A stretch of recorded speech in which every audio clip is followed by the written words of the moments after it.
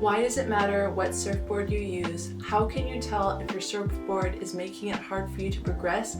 And how do you identify which surfboard is best for you? So the three top things I've noticed for me that have really held me back with different boards that I've tried to surf is having the wrong size board, the wrong shape board, or the wrong board for whatever the conditions are that day. Some signs that you might have the wrong board are struggling to paddle into waves, struggling to be able to turn, not being able to keep up with the waves where you're falling back too much into the whitewash because you're not able to turn enough to get higher and faster into the wave.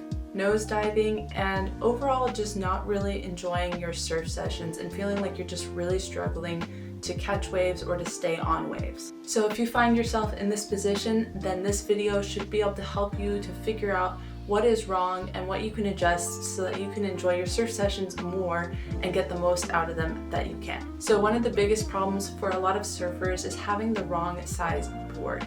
If it's too small, it won't be connecting with the water as much because the surface of the board is actually smaller. So this will make it a lot harder to paddle into waves and to catch them, especially if you don't have a lot of strength. This is because there's less foam on the board and it's making you less buoyant, and you'll just really be struggling to catch waves and to paddle into them. And also when you're trying to stand up or ride the wave, it's just not enough foam for you to actually be able to ride the wave. So one of the ways that you can fix this is actually just by getting a longer board. So the longer board will provide more contact with the water, it'll provide more stability and more surface area for when you're trying to paddle into the wave and actually be able to catch the energy of the wave instead of having the wave go on without you. It's a good idea to get a board that has a lot of thickness through the nose, so it's not coming to a sharp point like a short board, but it's coming to a more rounded point. And also to make sure that there's a lot of foam in the back of the board. This will overall just make you more buoyant, and also the thickness of the surfboard.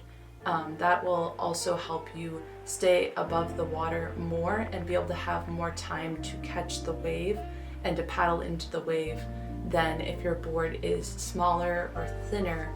Then it'll make it a lot harder to get into the wave if you don't have enough paddling power to paddle into the wave. Another problem with your board size could be that it is too big. It feels sluggish when you're trying to turn or trying to catch a wave, and as I mentioned, if you're trying to catch a wave or ride a wave and you're finding yourself falling back into the whitewash and not being able to keep up with the fastness of the wave, that might be a sign that you need to actually go a little smaller with that board, especially depending on the condition. Another factor with surfboard size is where the foam is positioned on the board.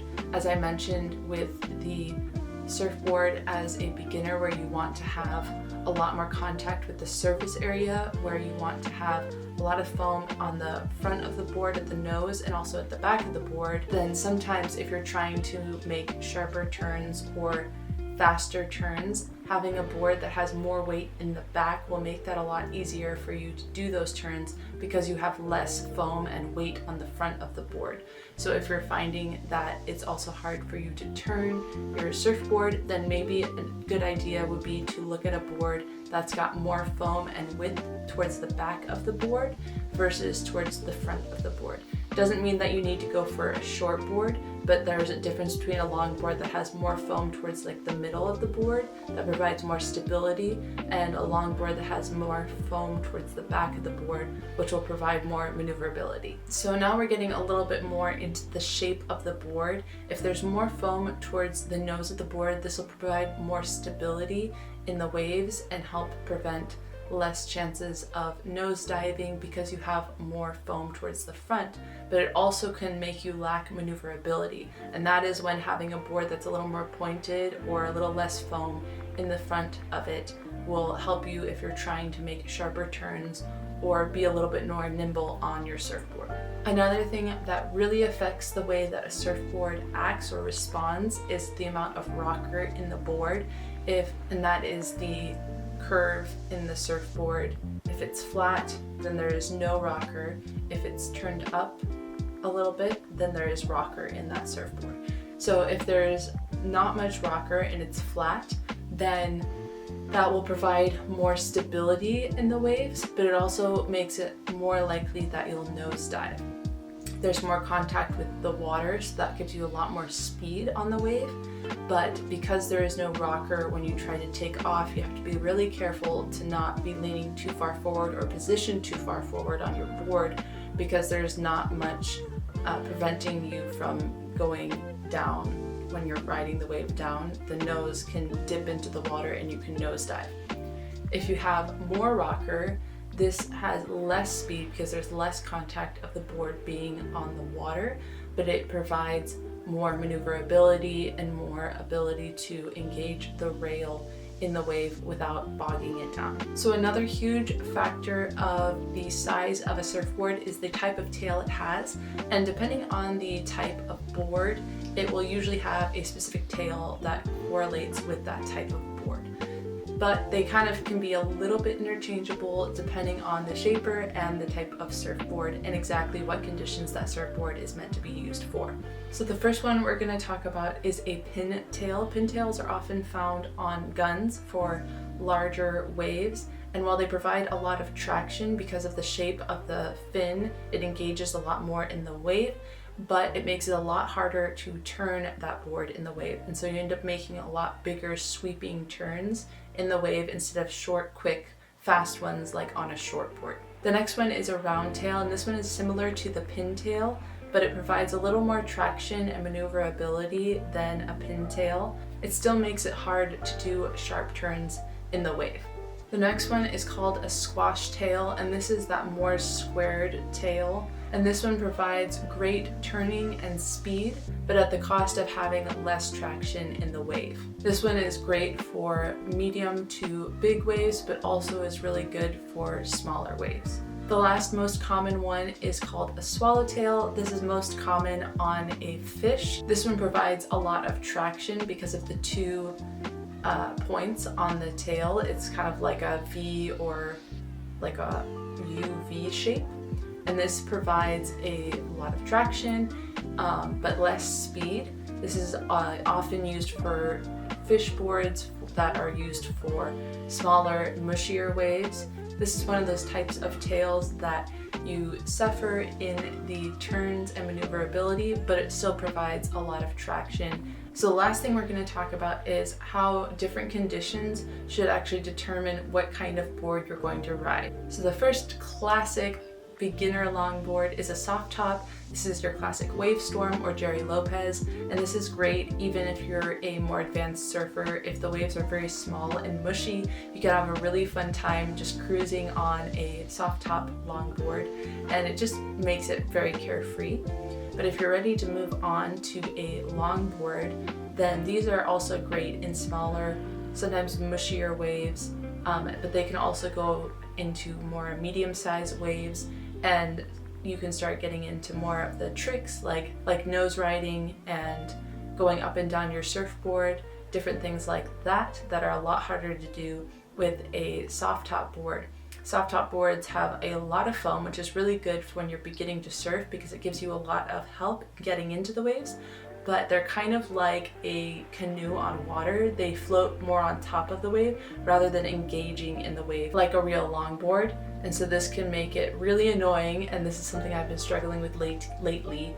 It can make it really hard to turn quickly on a soft top board, and so that's a really great opportunity to start trying to move on to a real longboard. So the next one is a fun board, and my husband loves riding his fun board because this is a great board for all different types of conditions and waves. It's very versatile, and it's a great transitional board from a longboard to a shorter board without suffering the effects of a short board being less buoyant and making it really hard to paddle into waves. So this is a great board to transition, and it still has that buoyancy, but it can be more maneuverable and more turnable than your standard longboard, and it'll make quicker turns instead of these longer sweeping slower turns. The next one is a shortboard, and this one is one that I feel like a lot of beginners jump to a little too quickly because you're excited, you want to ride a real surfboard, real like all the pros are riding,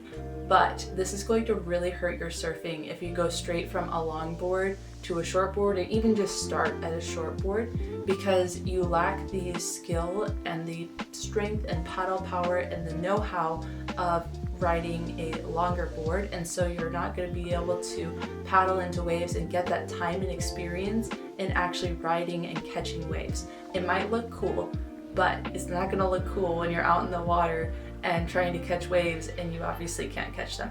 So this is definitely a surfboard for a more advanced or intermediate surfer, and it can be really great for the amount of maneuverability it has, but because it has more maneuverability, it really lacks stability. So this is a great board for when the waves are bigger and you need to make sharper and quicker turns when they're a little steeper and faster.